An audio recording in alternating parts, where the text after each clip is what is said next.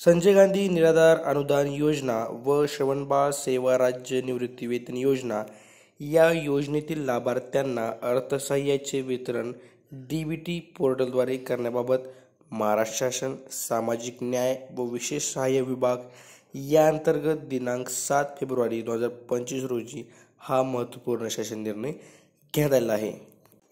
मित्रहो, सामाजिक न्याय आणि विशेष सहाय्य विभागाअंतर्गत राज्य पुरस्कृत संजय गांधी निराधार अनुदान योजना व श्रवणबाळ सेवा राज्य निवृत्तीवेतन योजना या योजना आणि केंद्र पुरस्कृत इंदिरा गांधी राष्ट्रीय दिव्यांग निवृत्तीवेतन योजना, इंदिरा गांधी राष्ट्रीय विधवा निवृत्तीवेतन योजना व इंदिरा गांधी वृद्धापकाळ निवृत्तीवेतन योजना या योजना राबवण्यात येत आहेत। आता माहे डिसेंबर 2024 पासून सदर योजनेअंतर्गत पात्र लाभार्थ्यांना अर्थसहाय्याचे वितरण DBT डायरेक्ट बेनिफिट ट्रान्सफर पोर्टलमार्फत करण्यात येत आहे। आता माहे जानेवारी फेब्रुवारी 2025 या 2 महिन्यांचे अर्थसहाय्य वितरण DBT मार्फत थेट लाभार्थ्यांच्या बँक खात्यात जमा करण्याची बाब शासनाच्या विचाराधीन होती आणि त्यानुसार शासनाने एक निर्णय घेतलेला आहे। संजय गांधी निराधार अनुदान योजना व श्रवणबाळ सेवा राज्य निवृत्तीवेतन योजना या योजनेतील लाभार्थ्यांना माहे डिसेंबर 2024 पासून अर्थसहाय्याचे वितरण DBT पोर्टलद्वारे करण्यात येत आहे। क्षेत्रीय स्तरावरून दिनांक 28/1/2025 पर्यंत संजय गांधी निराधार अनुदान योजना व श्रवणबाळ सेवा राज्य निवृत्तीवेतन योजना या योजनेतील DBT पोर्टलवर ऑनबोर्ड झालेल्या लाभार्थ्यांची संख्या 29,77,250 इतकी आहे।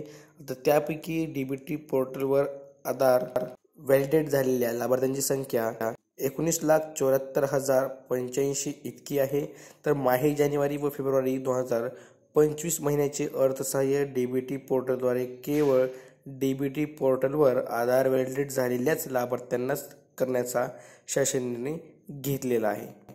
त्यामुळे दिनांक 28/1/2025 पर्यंत DBT पोर्टलवर आधार व्हॅलिडेट झालेल्या संजय गांधी निराधार अनुदान योजनेतील लाभार्थ्यांची संख्या हे 9,35,297, तर श्रवणबाळ सेवा राज्य निवृत्तीवेतन योजनेतील लाभार्थ्यांची संख्या 10,38,788 इतकी असून अशा आधार व्हॅलिडेट झालेल्या एकूण 19,74,085 लाभार्थ्यांना माहे जानेवारी व फेब्रुवारी 2025 या 2 महिन्यांचे अर्थसहाय्य DBT पोर्टलद्वारे थेट बँक खात्यात जमा करण्याकरिता 610 कोटी एवढ्या निधीची आवश्यकता आहे। त्यामुळे सदर योजनेकरिता स्टेट बँक ऑफ इंडिया मध्ये उघडण्यात आलेल्या स्वतंत्र योजनानिहाय बँक खात्यामध्ये पुढील तक्त्यात नमूद केल्याप्रमाणे निधी वर्ग करण्यास शासन मान्यता देत आहे।